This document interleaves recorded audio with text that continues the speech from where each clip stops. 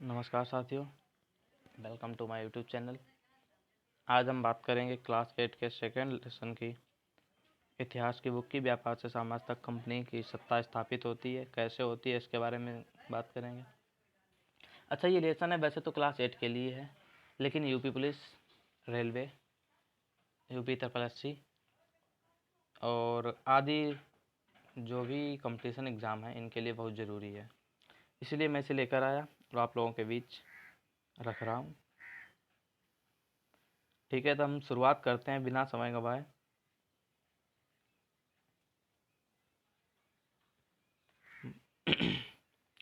मुग़ल बादशाहों में औरंगज़ेब आखिरी शक्तिशाली बादशाह थे।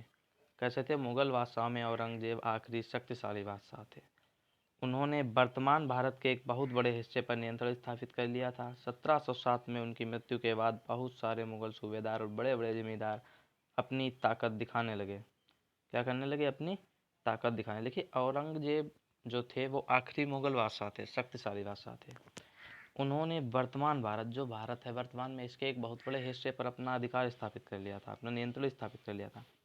1707 में उनकी मृत्यु के बाद बहुत सारे मुग़ल सूबेदार, जो मुग़ल सूबेदार थे, वो 1707 के बाद उस पर अपना दर्जा दिखाने, अपने आप को अलग स्वतंत्र घोषित कर लिया। बड़े बड़े जमींदार अपनी ताकत दिखाने लगे, जमींदारों ने अपने आप को स्वतंत्र घोषित कर लिया। उन्होंने अपनी क्षेत्रीय रियासतें कायम कर ली थीं। जैसे विभिन्न भागों में ताकतवर क्षेत्रीय रियासतें सामने आने लगीं। दिल्ली अधिक दिनों तक प्रभावी केंद्र के रूप में नहीं रह सकी। दिल्ली जो थी पहले प्रभावी केंद्र के रूप में थी, लेकिन अधिक दिनों तक नहीं रह सकी। 18वीं सदी के किसके 18वीं सदी के उत्तरार्ध तक राजनीतिक क्षितिज पर अंग्रेजों के रूप में एक नई ताकत उभरने लगी थी। देखिए, 18वीं सदी के उत्तरार्ध पर राजनीतिक क्षितिज पर, देखिए राजनीतिक क्षितिज पर अभी कौन था? मुगल थे। लेकिन मुगलों के बाद क्या हुआ? अंग्रेजों के रूप में एक नई ताकत उभरने लगी, अंग्रेज उभरने लगे अपने देश में। अंग्रेज पहले एक छोटी सी व्यापारिक कंपनी के रूप में भारत आए थे। देखिए, अंग्रेज जो शुरुआत में आए थे तो वो सिर्फ यहाँ व्यापार के वास्ते आए थे, सिर्फ व्यापार करने आए थे, और यहाँ के इलाकों पर कब्जे में उनकी ज़्यादा दिलचस्पी नहीं थी, यानी कि उन्हें यहाँ पर कब्जे करने का उनका कोई मकसद नहीं था। फिर ऐसा कैसे हुआ? वो एक विशाल साम्राज्य उनका कैसे बना, इसके बारे में हम चर्चा करेंगे।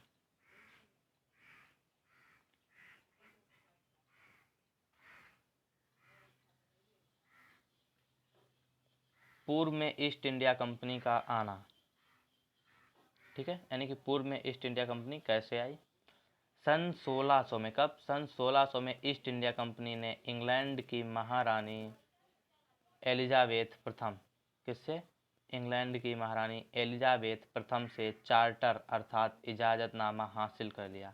यानी कि उन्होंने इंग्लैंड की महारानी एलिजाबेथ से प्रथम, जो इंग्लैंड की महारानी थी उस समय, कौन थी? एलिजाबेथ प्रथम, उनसे इजाज़तनामा हासिल किया कि हम पूर्व में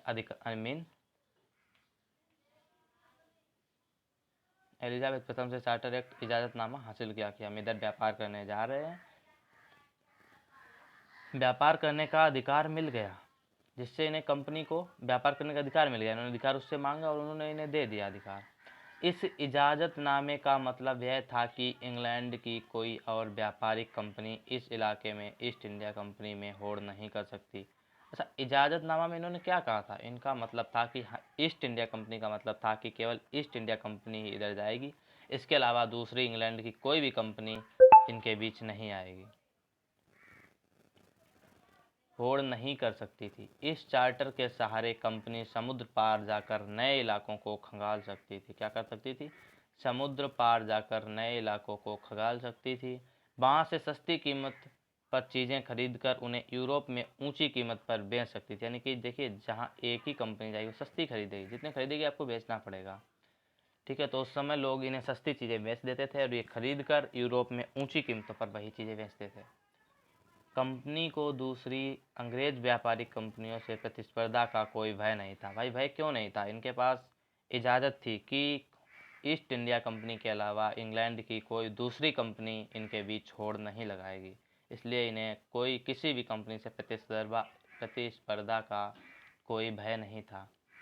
उस ज़माने में वाणिज्यिक कंपनियां मोटे तौर पर प्रतिस्पर्धा से बचकर ही मुनाफा कमा सकती थीं। कि उस समय क्या था, ऐसी कंपनियां जो वाणिज्यिक कंपनियां थी वो बिना कंपटीशन के ही यदि जो भी बेच सकती थी उसमें ही मुनाफा कमा सकती थी। अगर कोई प्रतिस्पर्धी ना हो तभी वे सस्ती चीज़ें खरीद कर उन्हें ज़्यादा कीमत पर बेच सकती थी। ये बात जायज़ है। देखिए, जब कोई आपके सामने नहीं होगा, ऐसे आप कोई चीज़ बेच रहे हैं, ठीक है, अगर सामने कोई दूसरा ही बेच रहा है तो वो हो सकता है आपसे महंगी खरीदे आपको, या उससे महंगी खरीदनी पड़े, लेकिन जब ऐसा कोई होगा ही नहीं प्रतिस्पर्धी तो क्या ज़रूरत है उसकी, नहीं। अच्छा, लेकिन यह शाही दस्तावेज दूसरी यूरोपीय ताकतों को पूर्व के बाज़ारों में आने से नहीं रोक सकता था। यह शाही दस्तावेज जो था वो दूसरी यूरोपीय, अच्छा, एक देश से नहीं आ सकते, यूरोप के इंग्लैंड से नहीं आ सकते थे। एलिजाबेथ प्रथम ने जो इजाज़त दी थी वो सिर्फ इंग्लैंड की कंपनियों को रोकने की इजाज़त दी थी कि मैं इंग्लैंड की दूसरी कंपनी आपके बीच छोड़ नहीं लगाएगी, लेकिन यूरोप के अन्य देशों से तो दूसरी कंपनियां आ सकती थी ना, वही आई थी। जब तक इंग्लैंड के जहाज अफ्रीका के पश्चिम तट को छूते हुए केप ऑफ गुड होप का चक्कर लगाकर हिंद महासागर पार करते। देखिए क्या हुआ, जब इंग्लैंड के जहाज निकले अमेरिका के पश्चिमी तट को छूते हुए केप ऑफ गुड होप का चक्कर लगाकर हिंद महासागर पार करते, तब तक क्या हुआ, यानी जब तक ये भारत आते तब तक पुर्तगालियों ने भारत के पश्चिमी तट पर अपनी उपस्थिति दर्ज करा दी थी। अच्छा, पुर्तगाल से सबसे पहले कौन आया था भारत? Vasco D gamma. कौन आया था? वास्को डी गामा, यानी कि अंग्रेजों के आने से पहले वास्को डी गामा, पुर्तगालियों ने आकर भारत में आ गए, यानी कि व्यापार के लिए भारत आ गए। वे गोवा में अपना ठिकाना बना चुके थे। अच्छा, वो आए किधर आए थे? पहले पश्चिमी तट पर। पश्चिमी तट पर जब वो आए तो उन्होंने क्या किया, सबसे पहले गोवा को अपना ठिकाना बनाया। भाई गोवा नदी समुद्र के किनारे है, ठीक है, और समुद्र के रास्ते से ही ये आए थे तो जायज़ सी बात है कि समुद्र के किनारे ही कहीं अपना ठिकाना बनाएंगे। पुर्तगाल के खोजी यात्री वास्को डिगामा ने ही 1498 में पहली बार भारत तक पहुंचने के इस समुद्री मार्ग का पता लगाया था। ये पुर्तगाल के खोजी यात्री वास्को डिगामा जो है उसने 1498 में पहली बार भारत तक पहुंचने के इस समुद्री मार्ग, देखिए भारत तक पहुंचने के लिए समुद्री मार्ग नहीं पता था यूरोप को कि हम किस रास्ते से जाएं, कैसे पहुंचें। वास्को डिगामा ने पहली बार 1498 में भारत तक पहुंचने के लिए समुद्री मार्ग का पता लगाया। 17वीं शताब्दी की शुरुआत तक डच भी हिंद महासागर में व्यापार की संभावनाएं तलाशने लगे थे। इस 17वीं शताब्दी की शुरुआत हुई तब तक क्या हुआ, हिंद महासागर में व्यापार की संभावनाएं तलाशने लगे। कौन? डच। कुछ समय बाद फ्रांसीसी व्यापारी भी सामने आए। देखिए कुछ समय बाद फ्रांसीसी भी आ गए, पुर्तगाली, अंग्रेज, डच, फ्रांसीसी। यह समस्या यह थी कि सारी कंपनियां एक जैसी चीज़ें ही खरीदना चाहती थीं। अच्छा, अलग अलग चीज़ें खरीदो तो आपको आसानी से मिल सकती है, लेकिन जब सबको एक ही चीज़ चाहिए तो जाहिर सी बात है रेट तो बढ़ेगा ना। यूरोप के बाज़ारों में भारत के बने बारीक सूती कपड़े, रेशम की ज़बरदस्त मांग थी। देखिए सूती कपड़े और रेशम की ज़बरदस्त मांग थी, बहुत मांग थी। किसके? भारत के बने यूरोप के बाज़ारों में। इनके अलावा काली मिर्च, लौंग, इलायची और दालचीनी की भी ज़बरदस्त मांग रहती थी। देखिए इन सब चीज़ों की तो रहती थी ही, इसके अलावा काली मिर्च है, लौंग है, इलायची है, दालचीनी है, इनकी भी ज़बरदस्त मांग रहती थी। यूरोपीय कंपनियों के बीच इस बढ़ती प्रतिस्पर्धा से भारतीय बाज़ारों में इन चीज़ों की कीमतें बढ़ने लगीं और उनसे मिलने वाला मुनाफा गिरने लगा। देखिए चीज़ें इनकी बढ़ने लगीं, कीमतें बढ़ने लगीं, लेकिन उससे जो मुनाफा मिलता था वो गिरने लगा। अब इन व्यापारिक कंपनियों के फलने फूलने का यही एक रास्ता था। क्या था? यही एक रास्ता था कि वे अपनी प्रतिस्पर्धी कंपनी को ख़त्म कर दें। अच्छा, अब उनके पास एक ही रास्ता था भाई, अगर उन्हें यहाँ व्यापार करना है, लाभ कमाना है, फलना फूलना है तो एक ही जायज़ बात है कि अपने प्रतिस्पर्धी को समाप्त कर दें। लिहाजा बाज़ारों पर कब्जे की इस होड़ ने व्यापारिक कंपनियों के बीच लड़ाइयों की शुरुआत कर दी। यहीं से आपस में लड़ाइयाँ शुरू हो गई। देखिए यूरोप से आए थे, ठीक है, और इसी बीच जब उन्हें लगा कि ये हमारा स्पर्धी हमसे मजबूत हो रहा है, उसे लगा ये हमसे मजबूत है, हमें ज़्यादा लाभ मिलना चाहिए, लेकिन इसे ज़्यादा मिल रहा है, तो वो एक दूसरे के बीच लड़ाइयाँ शुरू कर दी उन्होंने। 17वीं और 18वीं, कौन सी 17वीं और 18वीं सदी में जब भी मौका मिलता, कोई सी एक कंपनी किसी दूसरी कंपनी के जहाज डुबो देती। देखिए जैसे उनका दांव लगा 17वीं और 18वीं सदी में, जैसे उनका वक्त मिला, उन्हें टाइम मिला, उन्हें लगा कि मैं इसका जहाज डुबो दूंगा, वैसे ही एक दूसरे के जहाज डुबो देते थे। रास्ते में रुकावटें खड़ी कर देती और माल से लदे जहाज़ों को आगे बढ़ने से रुकावट खड़ी कर देती और माल से लदे जहाज़ों को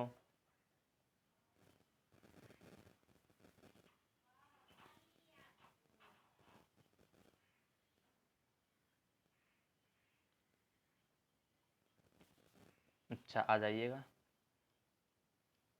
बढ़ने से रोक देती। यह बाप आगे बढ़ने से रोक देती, बताया ना, माल से लदे जहाज़ों को आगे बढ़ने से रोक देती थी। यह व्यापार हथियारों की मदद से चल रहा था। किससे चल रहा था? यह व्यापार हथियारों की मदद से चल रहा था और व्यापारियों, चौकियों और किलेबंदी के जरिए सुरक्षित रखा जाता था। व्यापारियों, चौकियों को किलेबंदी के जरिए सुरक्षित रखा जाता था। अपनी बस्तियों को किलेबंद करने और व्यापार में मुनाफा कमाने की इन कोशिशों के कारण स्थानीय शासकों से भी टकराव होने लगे। अच्छा देखिए, ये लोग अपनी किलेबंदी करते थे, अपना व्यापार में मुनाफा कमाते थे, इसी बीच स्थानीय शासकों से भी कंपनियों के टकराव होने लगे। भाई टकराव तो होंगे, जायज़ सी बात है, आप दूसरे के वहाँ खड़े हो, यहाँ तुम्हारा क्या है, कुछ नहीं है, आप दूसरों के यहाँ खड़े हो, ठीक है, किलेबंदी भी कर रहे हो। अच्छा, इस प्रकार व्यापार और राजनीति को एक दूसरे से अलग रखना कंपनी के लिए मुश्किल होता जा रहा था। देखिए क्या हुआ उस समय, फिर व्यापार और राजनीति ये दोनों को एक दूसरे से अलग नहीं रख पाए, नहीं रह सकते, क्योंकि शासकों से टकराने लगे, शासकों से टकराओगे, जायज़ सी बात है, राजनीति तो होगी। ईस्ट इंडिया कंपनी बंगाल में व्यापार शुरू करती है, ठीक है, ईस्ट इंडिया कंपनी ने बंगाल में व्यापार शुरू किया। कैसे किया ये हम देखेंगे। पहली इंग्लिश फैक्ट्री 1651 में हुगली नदी के किनारे शुरू हुई। कंपनी के व्यापारी यहीं से अपना काम चलाते थे। इन व्यापारियों को उस जमाने में फैक्टर कहा जाता था। देखिए 1651 में हुगली नदी के किनारे शुरू हुई कंपनी के व्यापारी यहाँ से अपना काम चलाते थे। इन व्यापारियों को उस जमाने में क्या कहा जाता था? व्यापारियों को फैक्टर कहा जाता था। इस फैक्ट्री में वेयर हाउस था जहाँ निर्यात होने वाली चीज़ों को जमा किया जाता था। जो चीज़ें निर्यात होती थीं, जो उन्हें जमा किया जाता था, जिसमें उसे क्या कहते थे? Ware house. फैक्ट्री में जहाँ वो सामान रखा जाता था, उस रखने वाले स्थान को कहते थे वेयर हाउस। यहीं पर उसके दफ्तर थे जिनमें कंपनी के अफसर बैठते थे। कौन बैठते थे? कंपनी के अफसर। भाई दफ्तर थे तो कंपनी के अफसर भी होंगे, है ना, कंपनी चल रही अफसर तो होंगे, वही वहाँ बैठते थे। जैसे जैसे व्यापार फैला, कंपनी ने सौदागरी और व्यापारियों को फैक्ट्री के आसपास आकर बसने के लिए प्रेरित किया। देखिए जैसे जैसे व्यापार फैला, वैसे ही क्या किया कंपनी ने? सौदागरों, व्यापारियों को फैक्ट्री के आसपास आकर बसने के लिए प्रेरित किया। भाई उनसे कहा आप यहाँ बसिए, ज़्यादा बेहतर है। प्रेरित किया कंपनी के आसपास बसने के लिए। क्यों? क्योंकि कंपनी के आसपास यदि बसेंगे तो इन्हें ज़्यादा लाभ होगा। आगे क्या हुआ? 1696 तक कंपनी ने इस आबादी के चारों तरफ एक किला बनाना शुरू कर दिया था। 2 साल बाद उसने मुगल अफसरों को रिश्वत देकर 3 गांव की जमींदारी खरीद ली थी। 2 साल बाद उसने देखिए 1696 तक कंपनी ने इस आबादी के चारों तरफ एक किला बनाना शुरू किया। 1696 में कंपनी ने क्या किया? तो इस पर एक किला बनाना शुरू कर दिया था आसपास। 2 साल बाद उसने मुगल अफसर को रिश्वत देकर 3 गांव की जमींदारी भी खरीदी। देखिए उन्होंने मुगल अफसर जो उस समय थे, भाई मुगल शासन था उस समय, मुगल अफसरों को क्या किया? रिश्वत दी। रिश्वत देने के बाद 3 गांव की जमींदारी खरीद ली। इनमें से एक गांव काली का था। क्या था? इनमें से एक गांव काली का था जो बाद में कलकत्ता बना। अच्छा ठीक है, इनमें से एक गांव काली काता था। इसे पहले कलकत्ता को पहले क्या कहते थे? काली काता कहते थे, ठीक है, जो बाद में कलकत्ता बना। अब इसे कोलकाता कहा जाता है। अब इसे क्या कहा जाता है इस समय? सॉरी, अब इसे कोलकाता कहा जाता है। कंपनी ने मुगल सम्राट औरंगजेब को इस बात के लिए भी तैयार कर लिया कि कंपनी ने मुगल सम्राट औरंगजेब को इस बात के लिए भी तैयार कर लिया कि वह कंपनी को बिना शुल्क चुकाए व्यापार करने का फरमान जारी कर दे। देखिए, पहले अगर यहाँ तुम्हें व्यापार करना है तो कुछ देना पड़ता था, ठीक है, कुछ ना कुछ आपको ज़रूर देना पड़ेगा। लेकिन उन्होंने क्या किया, औरंगजेब को तैयार कर लिया कि हम यहाँ बिना कुछ दिए व्यापार करेंगे। उन्होंने फरमान यानी आदेश जारी कर दिया। कंपनी ज़्यादा से ज़्यादा रियासतें हासिल करने और पहले से मौजूद अधिकारों का ज़्यादा से ज़्यादा फ़ायदा उठाने में लगी हुई थी। उदाहरण के लिए औरंगजेब के फरमान से केवल कंपनी को ही शुल्क मुक्त व्यापार का अधिकार मिला था। ठीक, कंपनी ज़्यादा से ज़्यादा रियासतें हासिल करने, भाई उन्हें रियासतें चाहिए, जितनी ज़्यादा रियासतें मिलेंगी उतना ज़्यादा उनका व्यापार चलेगा। पहले मौजूद अधिकारों को ज़्यादा से ज़्यादा फ़ायदा उठाने में लगी हुई थी। भाई जो उनके पास पहले से मौजूद अधिकार थे उनका वो फ़ायदा उठा रहे, जायज़ बात है। जब उन्हें फरमान जारी कर दिया गया बिना शुल्क चुकाए आप यहाँ व्यापार कर सकते हो, तो वो व्यापार करने लगे। व्यापार का वो फ़ायदा तो उठाएंगे अपना। उदाहरण के लिए औरंगजेब के फरमान से केवल कंपनी को ही शुल्क मुक्त व्यापार का अधिकार मिला था। अच्छा, किसे था? केवल कंपनी को था। कंपनी के जो अफसर निजी तौर पर व्यापार चलाते थे, देखिए ऐसा था, कंपनी के जो अफसर निजी तौर पर व्यापार चलाते थे उन्हें यह छूट नहीं थी। ठीक, कंपनी जो व्यापार करती थी उन्हें तो इस बात की छूट थी कि आप यहाँ शुल्क नहीं दे सकते, लेकिन कंपनी के जो अफसर थे वो कुछ अपना अलग व्यापार चलाते थे, उन्हें यह छूट नहीं थी। लेकिन उन्होंने भी शुल्क चुकाने से इनकार कर दिया। भाई ज़बरदस्ती की यहाँ इन्होंने की ना, इन्होंने क्या किया कि हम भी नहीं चुकाएंगे शुल्क, क्या करना है करो। शुल्क चुकाने से इनकार कर दिया। इससे बंगाल में राजस्व वसूली कम हो गई। राजस्व वसूली कैसी हो गई? कम हो गई। भाई राजस्व वसूली आएगी कहाँ से जब वो देंगे नहीं, आएगी कहाँ से? ऐसे में भला बंगाल के नवाब मुर्शिद कुली खान विरोध क्यों ना करते? जब राजस्व वसूली कम हो गई तो बंगाल के नवाब मुर्शिद कुली खान विरोध के लिए उतर आए। मद्रासों के जहाज में सामान लाती स्थानीय नौकाएं। विलियम सिम्पसन द्वारा बनाया गया चित्र था। अच्छा, ये नौकाएं ला रही हैं सामान, ठीक है, मद्रास के जहाज़ों से। हम आएंगे व्यापार से युद्धों तक, ठीक है। 18वीं शताब्दी की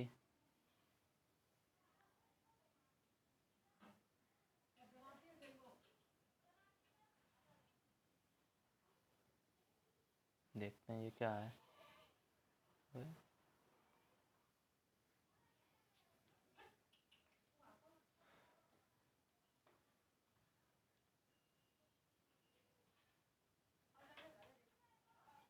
अच्छा, व्यापार से युद्धों तक आ जाइए।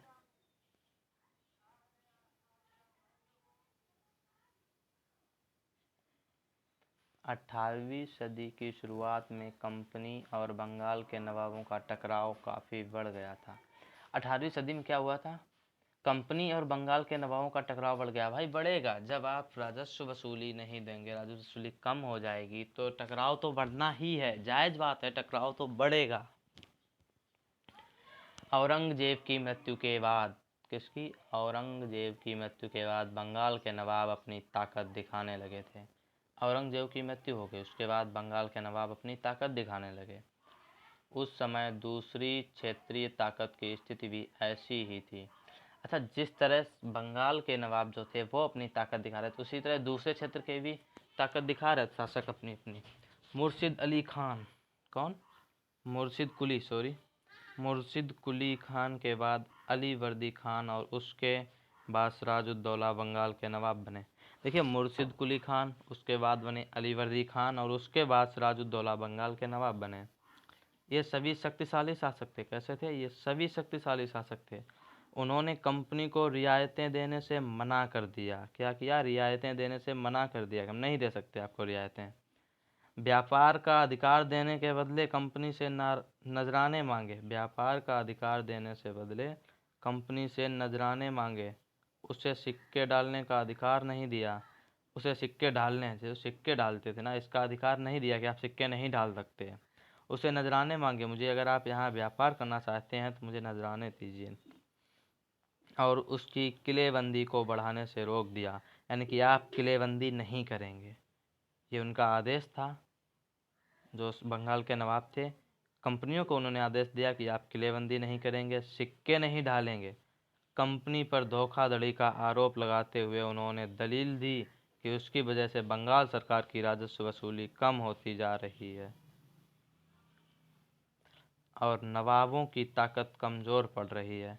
देखिए, कंपनी पर धोखाधड़ी का उन्होंने आरोप लगाया और उन्होंने कहा कि उसकी वजह से, यानी कि ईस्ट इंडिया कंपनी की वजह से बंगाल सरकार की राजस्व वसूली कम होती जा रही है। जो बंगाल में उसमें सरकार थी, किसकी थी? यही सिराजुद्दौला, ये नवाब थे बंगाल के, ठीक है। सिराजुद्दौला और खुर्शीद अली कुली खान।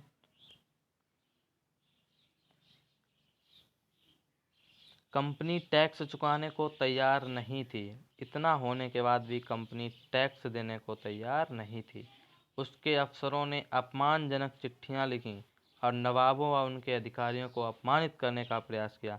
देख, कंपनी के अफसरों ने क्या किया? अपमानजनक चिट्ठियां लिखीं, यानी कि नवाब का, उनके अधिकारियों का अपमान किया चिट्ठियों के माध्यम से। कंपनी का कहना था कि स्थानीय अधिकारियों की बेतुकी मांगों से कंपनी का व्यापार तबाह हो रहा है। कंपनी क्या कहना था कि स्थानीय अधिकारी, जो अधिकारी हैं वहाँ के, वो बेतुकी मांगे कर रहे हैं, इनसे कंपनी का व्यापार तबाह हो रहा है। व्यापार तभी फल फूल सकता है जब सरकार शुल्क हटा ले। उनका मतलब था, उनका कहने का, कि व्यापार तभी फूल सकता है जब सरकार शुल्क हटा ले, जो सरकार ने कर लगाया है उसे हटा ले। कंपनी को इस बात का भी यकीन था कि अपना व्यापार फैलाने के लिए उसे अपनी आबादी बढ़ानी होगी। अच्छा, कंपनी ये बात पहले से जानती थी, उसे यकीन था कि यदि उसे अपना व्यापार बढ़ाना है तो सबसे पहले अपनी आबादी बढ़ानी होगी, गांव खरीदने होंगे और किलों का पुनर्निर्माण करना होगा। जबकि किलों का निर्माण करने पर बंगाल के नवाब ने रोक लगा दी थी, लेकिन फिर भी उन्होंने सोचा कि यदि हमें अपनी व्यापार बढ़ाना है, व्यापार फैलाना है, तो हमें अपनी आबादी फैलानी पड़ेगी।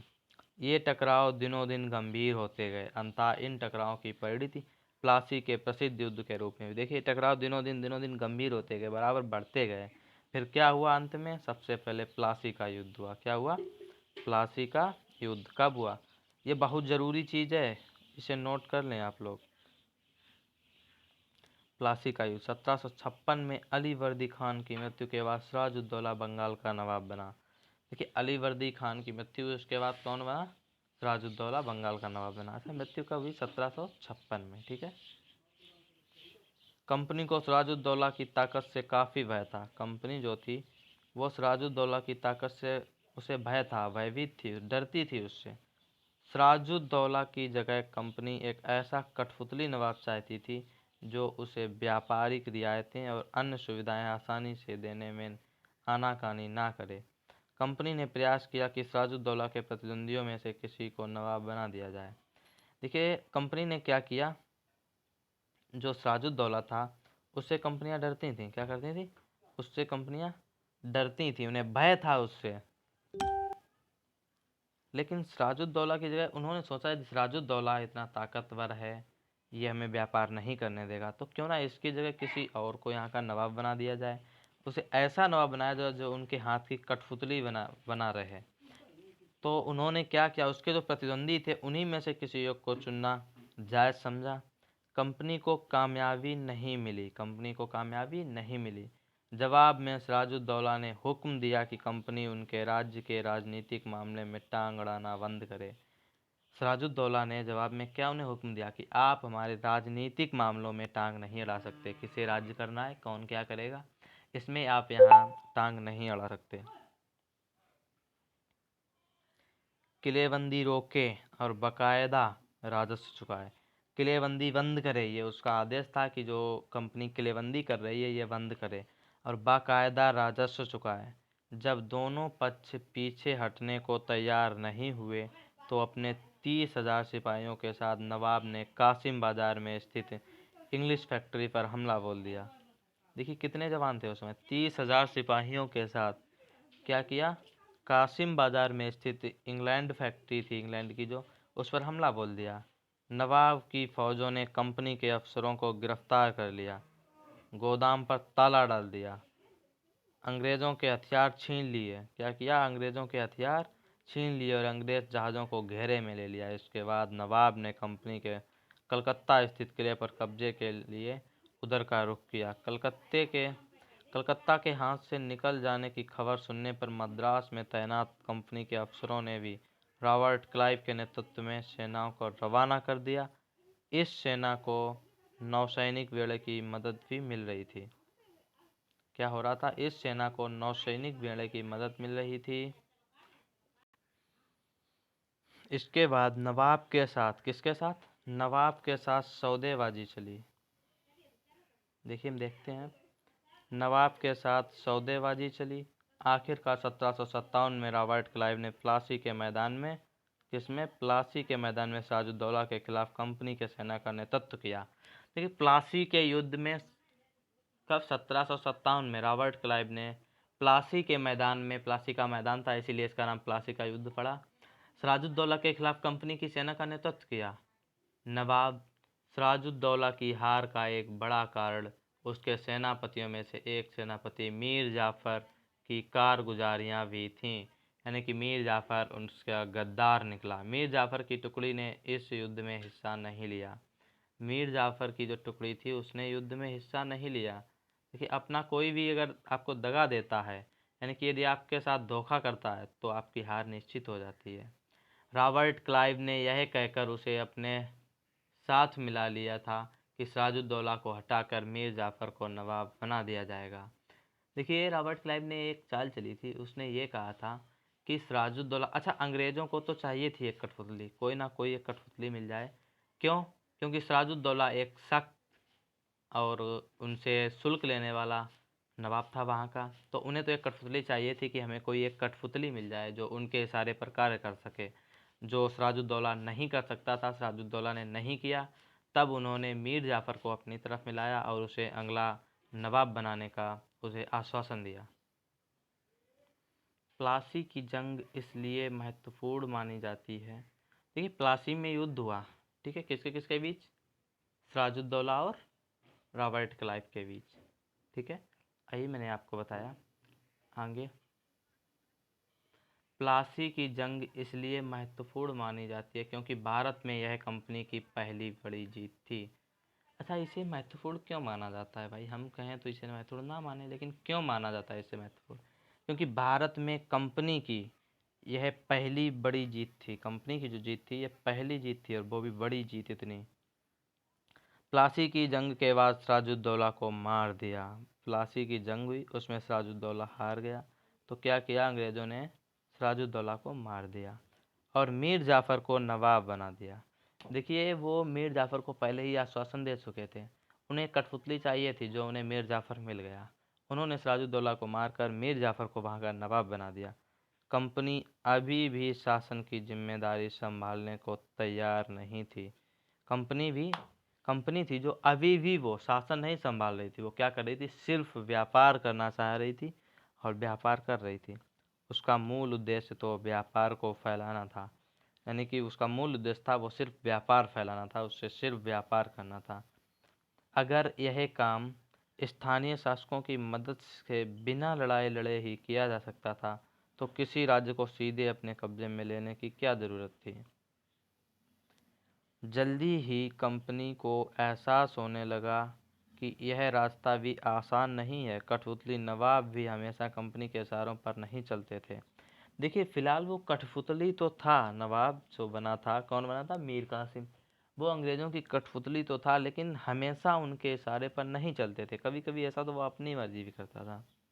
आखिरकार उन्हें भी तो अपनी प्रजा की नज़र में सम्मान और संप्रभुता का दिखावा करना पड़ता था।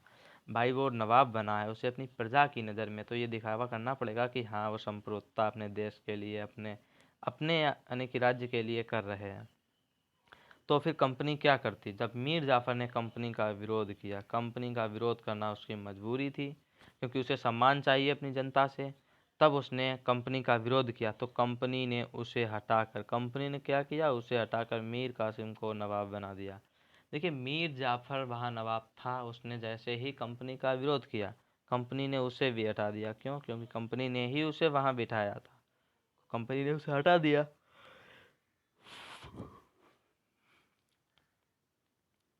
जब मीर कासिम परेशान करने लगा तो बक्सर की लड़ाई 1764 में उसको भी हराना पड़ा।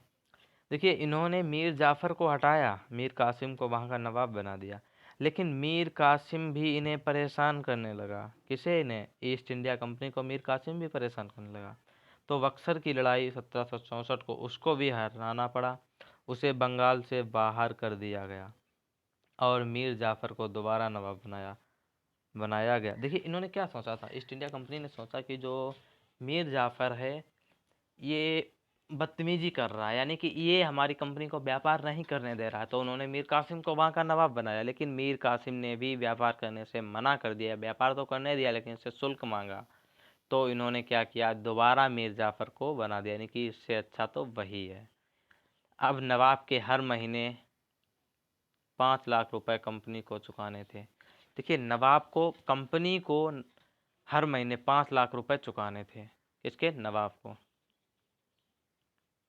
कंपनी अपने सैनिक खर्चों से निपटने, व्यापारिक ज़रूरतों कंपनी अपने सैनिक खर्चों से निपटने, व्यापारिक ज़रूरतों तथा अन्य खर्चों को पूरा करने के लिए पैसा चाहती थी। देखिए, कंपनी पैसा चाहती थी, किसके लिए? सैनिक खर्चे हैं, व्यापारिक ज़रूरतें, इन सब चीज़ों के लिए कंपनी और ज़्यादा इलाके तथा ज़्यादा कमाई चाहती थी। यानी कि कंपनी चाहती थी उसे और इलाके मिल जाएं और थोड़ी कमाई हो। लेकिन 1765 में जब मीर जाफ़र की मृत्यु हुई तब तक कंपनी के इरादे बदल चुके थे। कठपुतली नवाबों के साथ अपने खराब अनुभव को देखते हुए क्लाइव ने ऐलान किया, अब हमें खुद ही नवाब बनना पड़ेगा। जे भाई आ जाओ। देखिए, या अभी तक ये क्या कर रहे थे, अभी तक इनका मकसद था सिर्फ व्यापार। लेकिन रॉबर्ट क्लाइव ने क्या किया, उसने ऐलान किया कि अब हमें खुद ही नवाब बनना पड़ेगा, और वो खुद नवाब बनने के लिए तैयार हो गया। अब देखिए आगे क्या करते हैं ये लोग। आखिरकार 1765 में मुगल सम्राट ने कंपनी को ही बंगाल प्रांत का दीवान नियुक्त किया। अच्छा, जो बंगाल था उस समय था, भारत पर किसका शासन था? मुगल सम्राट का। किसका था? मुगल सम्राट का। तो मुगल सम्राट ने क्या किया, बंगाल प्रांत है जो, उसका दीवान नियुक्त कर दिया। किसे? कंपनी को ही दीवान नियुक्त किया। दीवानी मिलने के कारण कंपनी को बंगाल के विशाल राजस्व संसाधनों पर नियंत्रण मिल गया था। अच्छा, उन्हें दीवानी मिल गई तो उसके राजस्व जो संसाधन थे उस पर उसे नियंत्रण मिल गया। इस तरह कंपनी की एक पुरानी समस्या हल हो गई थी। 18वीं सदी की शुरुआत से ही भारत के साथ उसका व्यापार बढ़ता जा रहा था। क्या था? कैसा होता जा रहा था? बढ़ता जा रहा था। भाई, पहले वो आए थे सिर्फ यहाँ व्यापार करने, फिर उन्होंने व्यापार बढ़ाया धीरे धीरे, फिर उन्होंने सिराजुद्दौला को हराया। सिराजुद्दौला के बाद मीर जाफर को मीर जाफ़र को नवाब बनाया। मीर जाफ़र को जब उसके इशारे पर नहीं चले तो क्या किया उसने, मीर कासिम को नवाब बनाया। लेकिन मीर कासिम भी उसके अनुसार नहीं चला तो उसने मीर कासिम को बंगाल से भगा दिया और उसकी जगह फिर से मीर जाफ़र को ही वहाँ का नवाब घोषित किया। लेकिन उसकी मृत्यु के बाद रॉबर्ट क्लाइव ने ऐलान किया कि अब वो खुद वहाँ का नवाब बनेगा। लेकिन उसे भारत में ज़्यादातर चीज़ें ब्रिटेन से लाए गए सोने और चांदी के बदले में खरीदनी पड़ती थी। देखिए, दीवानी मिल गई इन्हें, यंत्र मिल गए, नियंत्रण मिल गया, संसाधन मिल गए राजस्व के। लेकिन क्या होता था, वे भारत की चीज़ें खरीदते थे जहाँ तक तो ब्रिटेन से सोना लाते थे, चांदी लाते थे, उसके बदले खरीदनी पड़ती थी। इसकी वजह ये थी कि उस समय ब्रिटेन के पास भारत से बेचने के लिए कोई चीज़ नहीं थी। उस समय ब्रिटेन के पास भारत में बेचने के लिए, देखिए उसमें ब्रिटेन सोना चांदी क्यों देता था? वैसे वो नहीं देता, लेकिन उसके अलावा उसके पास दूसरी चीज़ नहीं थी जो वो भारत को बेच सके। प्लासी की जंग के बाद ब्रिटेन से सोने की निकासी कम होने लगी। ये प्लासी का युद्ध हुआ जिसमें रॉबर्ट क्लाइव विजयी हुआ। उसके बाद सोने की निकासी कम होने, सोना कम आने लगा यहाँ। और बंगाल की दीवानी मिलने के बाद तो ब्रिटेन से सोना लाने की ज़रूरत ही नहीं रही। भाई, उन्हें दीवानी मिल गई, अब वो सोना क्यों लाएंगे? उन्होंने सोना लाना बंद कर दिया।